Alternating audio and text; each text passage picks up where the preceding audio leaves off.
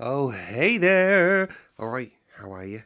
Are you ready for another little bit of our read along? Our read along of Kenneth Grahame. I've done it again, Melanie. Huh. Our read along of Kenneth Grahame's Wind in the Willows. I'm using the Wordsworth edition. What edition are you using? You don't have to answer that unless you want to. Tonight we are starting chapter 8. Chapter 8 is called Toad's Adventures. Last time we saw Toad, he was in the clink, wasn't he? He was serving time at Her Majesty's pleasure. Was it? 1907. His Majesty's pleasure. But yeah, that was what he was doing. And I will apologise before I start reading. I've been wearing my hat all day, so I've got dreadful hat hair. All right, before anyone comments, I will comment. Save you the task. Anyway, get your copy of the book, and I'll meet you back here before you can say. When Toad found himself immured in a dark, dank, and noisome dungeon, and knew that all the grim darkness of a medieval fortress lay between him and the outer world of sunshine and well-metalled high roads where he had lately been so happy, disporting himself as if he had brought up every road in England, he flung himself at full length on the floor and shed bitter tears and abandoned himself to dark despair. This is the end of everything, he said. At least it is the end of the career of the Toad, which is the same thing. The popular and handsome Toad, the rich and hospitable Toad, the Toad so free and careless and debonair.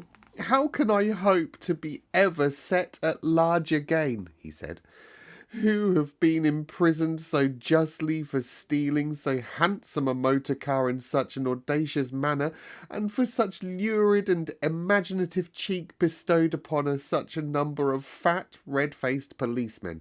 Here his sobs choked him. Stupid animal I was, he said. Now I must languish in this dungeon till people who were proud to say they knew me have forgotten the very name of Toad. Oh, wise old badger, he said. Oh, clever, intelligent rat and sensible mole. What sound judgments, what a knowledge of men and matters you possess. Oh, unhappy and forsaken Toad. With lamentations such as these he passed his days and nights for several weeks, refusing his meals or intermediate light refreshments, though the grim and ancient gaoler, knowing that Toad's pockets were well lined, frequently pointed out that many comforts and indeed luxuries could be arranged to be sent in, at a price, from outside. Now the gaoler had a daughter, a pleasant wench and good-hearted, who assisted her father in the lighter duties of his post. She was particularly fond of animals, and besides her canary, whose cage hung on a nail in the massive wall of the keep by day, to the great annoyance of prisoners who relished an after-dinner nap, and was shrouded in an antimacassar on the parlour table at night, a blanket on a table at night, she kept several piebald mice and a restless, revolving squirrel. This kind-hearted girl, pitying the misery of Toad, said to her father one day, "Here, father, I can't bear to see that poor beast so unhappy and getting so thin. You let me have the managing of him. You know how fond of animals I am. I'll make him eat from my hand and sit up and do all sorts of things." Her father replied that she could do what she liked with him. He was tired of Toad and his sulks and his airs and his meanness. So that day she went on her errand of mercy and knocked at the door of Toad's cell. "Now cheer up, Toad," she said coaxingly on entering, "and sit up and dry your eyes and be a sensible animal. And do try and eat a bit of dinner. See, I brought you some of mine, hot from the oven."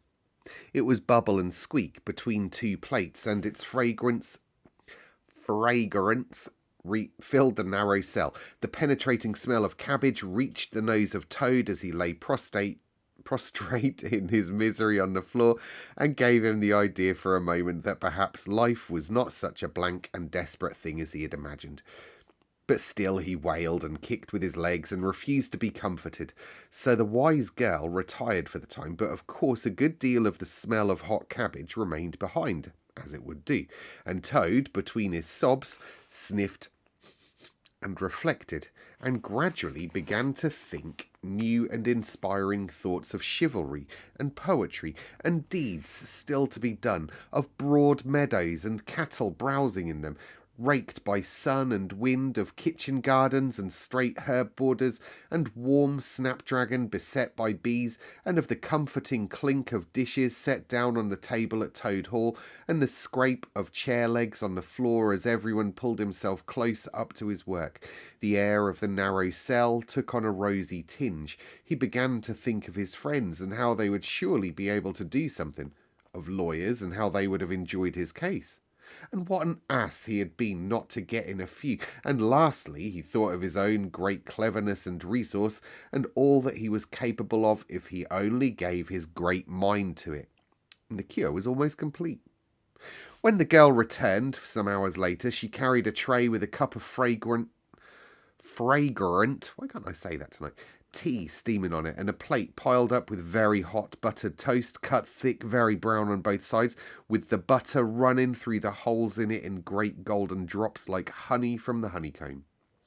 The smell of that buttered toast simply talked to Toad, and with no uncertain voice talked of warm kitchens, of breakfasts on bright frosty mornings, of cosy parlour firesides on winter evenings, and one's ramble was over and slippered feet were propped on the fender, of the purring of contented cats and the twitter of sleepy canaries. Toad sat up on end once more, dried his eyes, sipped his tea and munched his toast, and soon began talking freely about himself and the house he lived in and his doings there, and how important he was, and what a lot his friends thought of him. The gaoler's daughter saw that the topic was doing him as much good as the tea, as indeed it was, and encouraged him to go on. "Tell me more here about Toad Hall," she said. "That sounds beautiful." "Toad Hall," said the Toad proudly, "is an eligible, self-contained gentleman's residence, very unique, dating in part from the 14th century, but replete with every modern convenience, up-to-date sanitation, 5 minutes from church, post office and golf links, suitable for—" "Bless the animal," said the girl, laughing. "I don't want to take it. Tell me something real about it, but first wait till I fetch you some more tea and toast." She tripped away and presently returned with a fresh trayful, and Toad, pitching into the toast with avidity, his spirits quite restored to their usual level, told her about the boathouse and the fish pond and old-walled kitchen garden, and about the pigsties and the stables and the pigeon house and the hen house, and about the dairy and the wash house and the china cupboards and the linen presses, she liked that bit, and about the banqueting hall and the fun they had there when the other animals were gathered round the table, and Toad was at his best singing songs, telling stories, carrying on generally. Then she wanted to know about his animal friends, and was very interested in all he had to tell her about them and how they lived and what they did to pass their time. Of course, she did not say she was fond of animals as pets, because she had the sense to see that Toad would be extremely offended. When she said good night, having filled his water jug and shaken up his straw for him, Toad was very much the same sanguine, self-satisfied animal that he had been of old. He sang a little song or two, of the sort he used to sing at his dinner parties, curled himself up in the straw, and had an excellent night's rest and the pleasantest of dreams. They had many interesting talks together after that, as the dreary days went on, and the gaoler's daughter grew very sorry for Toad, and thought it a great shame that a poor little animal should be locked up in prison for what seemed to be a very trivial offence.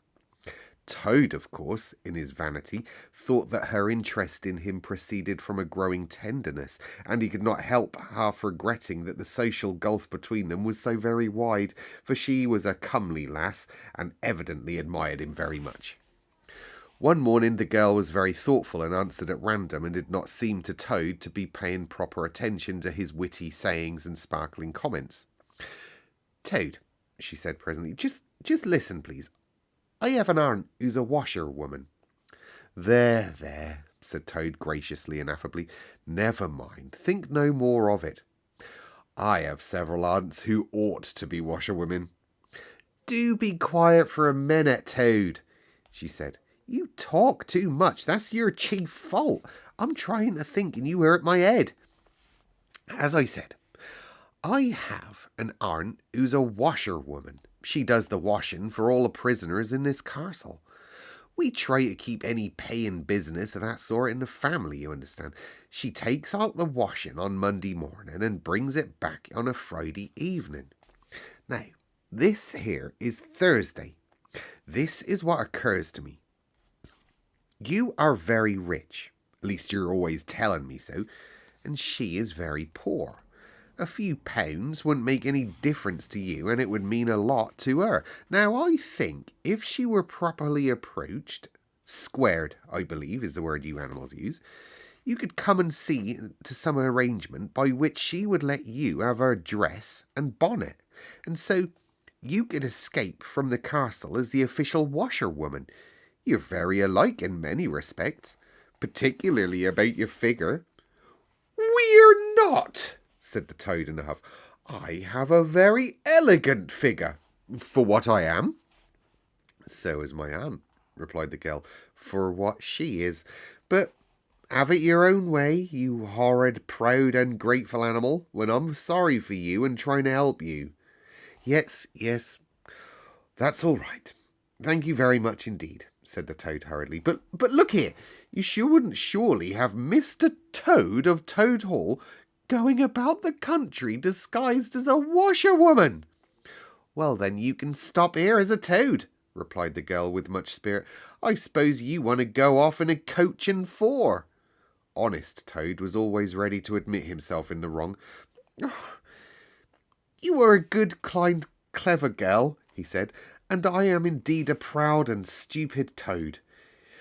Introduce me to your worthy aunt, if you would be so kind, and I have no doubt that the excellent lady and I will be able to arrange terms satisfactory to both parties." Next evening the girl ushered her aunt into Toad's cell, bearing this week's washing pinned up in a towel. The old lady had been prepared beforehand for the interview, and the sight of certain gold sovereigns that Toad had thoughtfully placed on the table in full view practically completed the matter and left little further to discuss. In return for his cash, Toad received a cotton print gown, an apron, a shawl, and a rusty black bonnet, the only stipulation the old lady made being that she should be gagged and bound and dumped down in a corner. By this not very convincing artifice, she explained, aided by picturesque fiction which she could supply herself, she hoped to retain her situation in spite of the suspicious appearance of things. Toad was delighted at the suggestion. It would enable him to leave the prison in some style, and with his reputation for being desperate and dangerous fellow and untarnished, and he readily helped the gaoler's daughter to make her aunt appear as much as possible the victim of circumstance over which she had no control. "Now, your turn, Toad. Take off that coat and waistcoat of yours. You're fat enough as it is." Shaken with laughter, she proceeded to hook and eye him into the cotton print gown, arranged the shawl with a professional fold, and tied the strings of the rusty bonnet under his toady chin. There you go. We're halfway through that chapter at that point, so I thought I'd stop there. I best do some whiffle waffle, some chin waggery, some jibber jabber, because I got reprimanded last night for not doing any. So, I got hiccups now. I'm so excited. Mr. S has made a boo-boo today. I just went into the town where I teach. It's a long way, about 25 minutes, I suppose. So yeah, I went in late, had to get Floyd some welly boots for his school excursions this week. Got some. Went and had a drink, and then got up, left the place where we had a drink, left the bag of wellies there. Oops. And now, well, we got home like about, I don't know, about 5:10, and Phoebe was like, Dad. So, of course, the shop has closed, and hopefully someone has handed the bag in. So I have to go and get that tomorrow. So, yeah, that was that. What else has happened today? Nothing really, nothing much. It's been a lovely chill Saturday. Just been playing games on the old PlayStation today, actually. So Phoebe has had her hair cut. She's been saving and saving and saving. She's had it cut and coloured. She looks very, very beautiful. I would call her up, but she'd be like, awkward. And she wouldn't do it. I'll show you a picture. Shall I show you a picture? She'd hate that idea. But I'm going to do it anyway. Hang on. Look at her. Has a beautiful new haircut.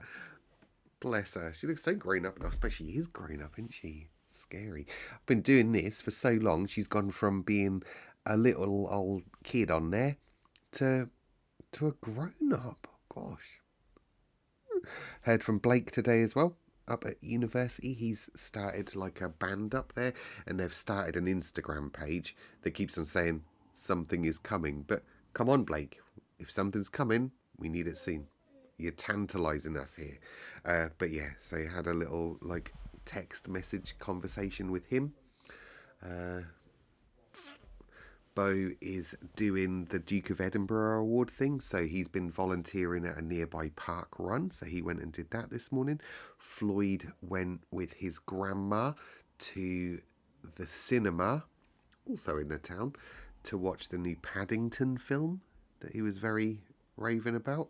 He loves it. Like, he's 10, now about to finish primary school to go to high school, but he doesn't care. He's like, I really like Paddington, but so, well, you go for it, mate. You go for it. So, yeah, that's what we've been doing. Other than that, nothing really to report. I woke up this morning at 3:30, and I could not get back to sleep. So I got up at 4 and just went downstairs and watched, Survivor Man, Les Stroud. He's on YouTube as well, but he's also on, I don't know, I can't remember, it's some channel he's on as well. So I just sat there watching Survivor Man and Cops. Bad boys, what you want, what you gonna do? Cops. Cops is filmed on location with the men and women of law enforcement. All suspects are innocent until proven guilty in a court of law. You know the one. So yeah, that's been my day. And I'm obviously tired because Wiffle Waffle goes a little bit haywire when I'm tired, doesn't it? So that's where we're at. So tomorrow, come back and we'll finish off this chapter, Toad's Adventures with him being a washerwoman. And that'll be our Sunday. All right. Love you lots. See you soon. Good night.